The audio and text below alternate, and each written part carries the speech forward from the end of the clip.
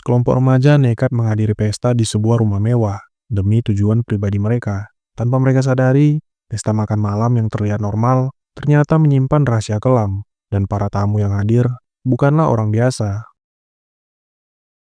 Sekelompok remaja menjalankan aksi mereka di sebuah rumah yang sedang kosong. Dengan peralatan yang sudah disiapkan, mereka masuk tanpa menarik perhatian dan berhasil membuka berangkas yang ada di dalam rumah itu. Salah satu teman mereka berjaga di luar untuk memantau keadaan.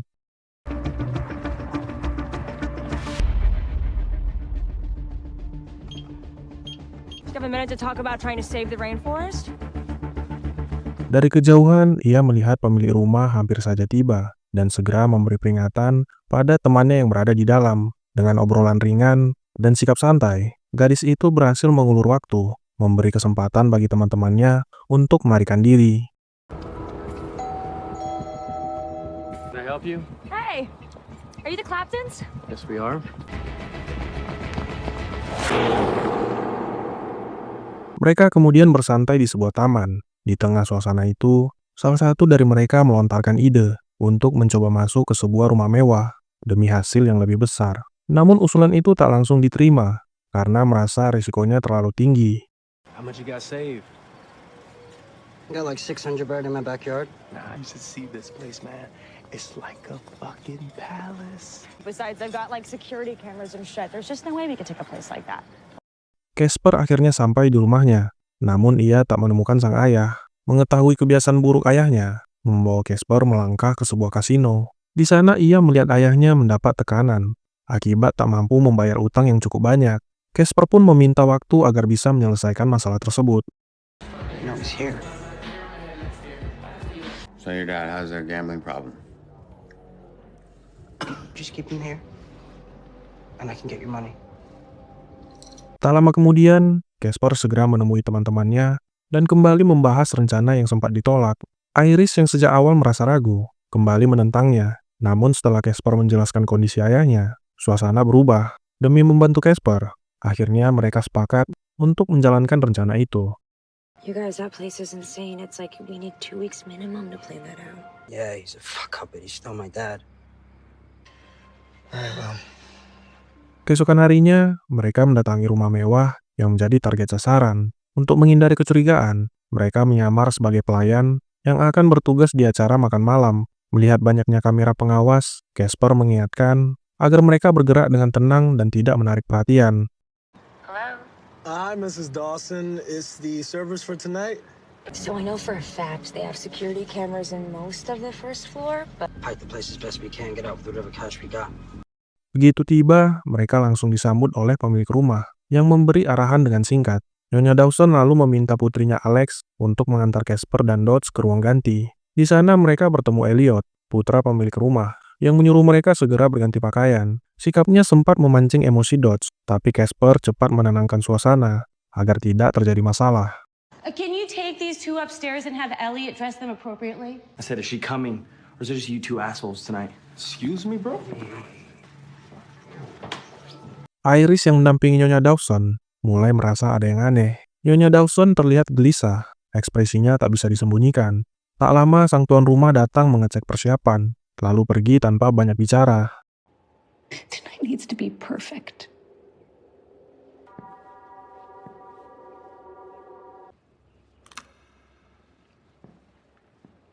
Saat berganti pakaian, Casper memanfaatkan kesempatan untuk mengamati ruangan itu. Dengan meraba dinding di balik sebuah lukisan, Casper akhirnya menemukan lokasi berangkas yang sejak awal mereka incar.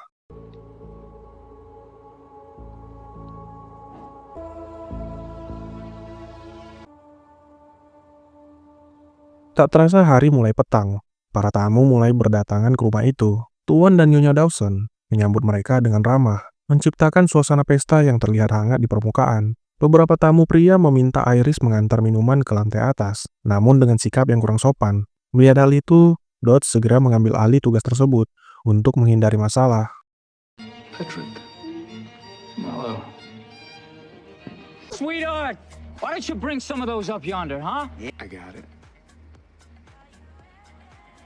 Di ruangan itu, Dodge mendapati beberapa tamu tengah berperilaku menyimpang. Ucapan mereka yang terdengar sembarangan hampir memancing emosinya. Menyadari situasi bisa memburuk, Dodge memilih pergi dan menahan diri. Welcome to the party. You got yourself a good-looking girl. I'd take really good care of her if I were you. Para tamu kini berpindah ke dalam rumah. Saat sedang mengobrol, seorang tamu wanita tiba-tiba meninggalkan meja itu. Iris yang melihatnya merasa khawatir dan mencoba memastikan keadaannya. Namun wanita itu hanya terdiam, seolah menyembunyikan sesuatu. Energy into other things.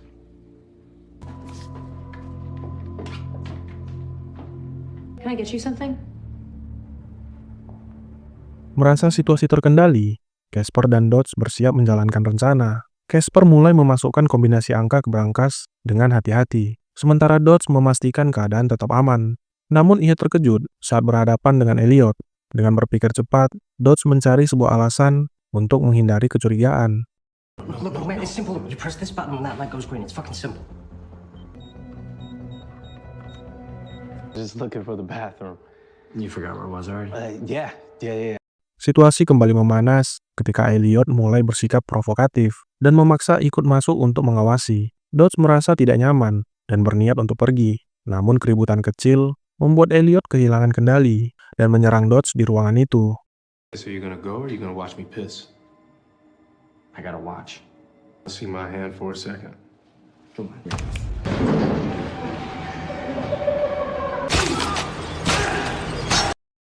Keadaan semakin kacau saat Casper salah memasukkan sandi berangkas. Hal itu menyebabkan alarm rumah langsung berbunyi. Pemilik rumah segera memeriksa keadaan dan meminta para tamu untuk tetap tenang di tempat. Everybody stay here. We'll be right back. Di salah satu ruangan, Tuan Dawson menemukan Elliot dalam kondisi berantakan. Mereka tak menyangka kejadian naas itu terjadi saat makan malam penting sedang berlangsung. Iris yang belum mengetahui apapun dibuat terkejut ketika Elliot menunjukkan sesuatu yang berkaitan dengan Dodge. Ia lalu menjerit histeris dan berusaha melarikan diri. What did you do? God damn it!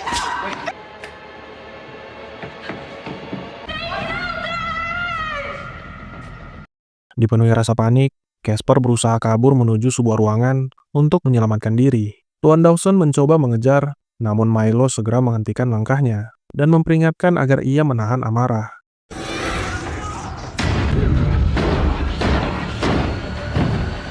Patrick, calm yourself. Be a man, not a fucking chimp. Milo lalu mengajak Casper untuk berbicara. Dari percakapan itu, Casper baru menyadari bahwa orang-orang di rumah tersebut memiliki masa lalu kelam yang berbahaya. Setelah bernegosiasi, Milo akhirnya setuju untuk membiarkan mereka pergi.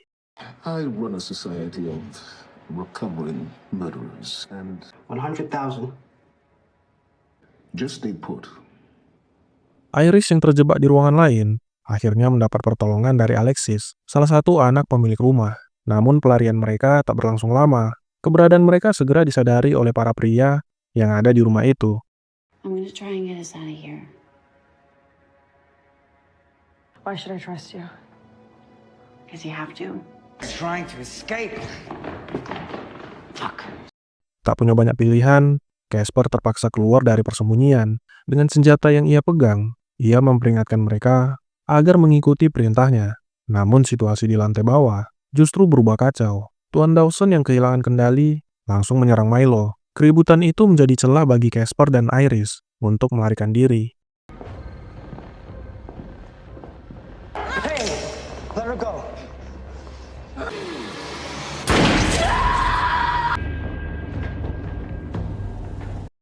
Mereka akhirnya bertemu kembali. Alexis segera membawa keduanya menuju sebuah ruangan rahasia untuk bersembunyi. Di dalam ruangan itu, Iris yang tengah mengandung tiba-tiba merasa mual dan muntah. Alexis berusaha menenangkannya agar tetap kuat. The windows are shuttered because you guys set the alarm off. Oh, I know, but we're gonna make it out, I promise. Tak lama, persembunyian mereka akhirnya diketahui. Tuan Dawson sempat membujuk Alexis untuk meninggalkan mereka di ruangan itu. Namun karena menolak, Tuan Dawson akhirnya menyalakan sebuah musik yang merupakan sinyal untuk memancing sosok berbahaya yang ia sembunyikan di ruangan itu. Leave the other two. Just come on out. What is that?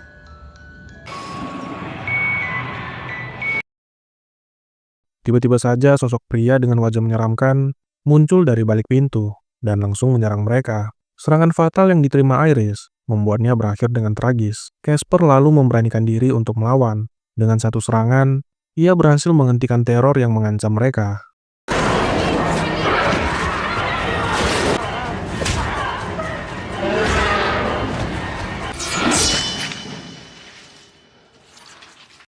Casper dan Alexis segera melarikan diri. Keduanya masuk ke celah sempit di balik dinding dan bergerak secara perlahan. Namun Tuan Dawson kembali menemukan mereka. Saat ia hendak menyerang Casper, perhatiannya teralihkan oleh ucapan Alexis. Momen itu dimanfaatkan Casper dengan memberi serangan yang membuat Tuan Dawson jatuh tak berdaya.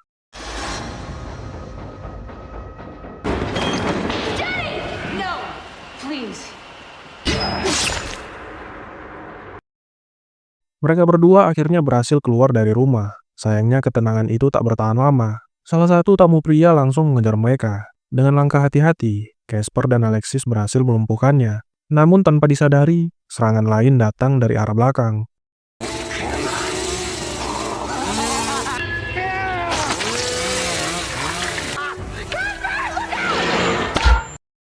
Casper dan Alexis kemudian sadar dan sudah terikat di atas kursi. Elliot segera memberi mereka pilihan menyelamatkan diri sendiri atau orang lain. Casper dengan putus asa memohon agar semuanya dihentikan. Namun Alexis yang egois tetap berusaha melepaskan tali demi menyelamatkan dirinya. If neither of you has cut each other's fucking rope after 1 minute, I'll kill you both. Alexis, please, please don't fucking do this, please. Elliot mengingkari ucapannya dan mendorong Alexis ke dalam kolam. Melihat hal tersebut, Nyonya Dawson akhirnya turun tangan. Dengan amarah yang tertahan, ia menghentikan semuanya dan menyelamatkan Alexis serta Casper. Setelah melalui negosiasi singkat, Casper dan Nyonya Dawson sepakat untuk melupakan semua kejadian di rumah itu.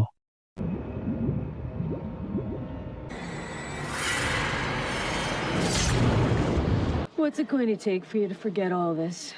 $100,000. Dengan membawa sejumlah uang, Casper meninggalkan rumah tersebut. Ia langsung menuju kasino tempat ayahnya berada. Sesampainya di sana, emosi yang ia pendam akhirnya meledak. Casper menjatuhkan para penjaga satu persatu, hingga situasi berakhir di bawah kendalinya. Setelah semua berakhir, Casper menjatuhkan senjata yang ia bawa, sambil menatap ayahnya tanpa sepatah kata pun, seolah semua yang terjadi tak perlu lagi dijelaskan.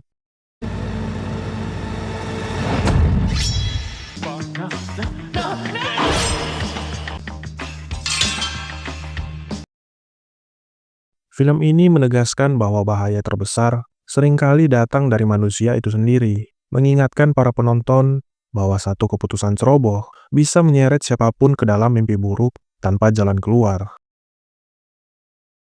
Terima kasih sudah menonton video ini. Kalau kamu suka alur ceritanya, dukung saya dengan klik like, subscribe, dan nyalakan loncengnya, biar kamu nggak ketinggalan cerita seru berikutnya.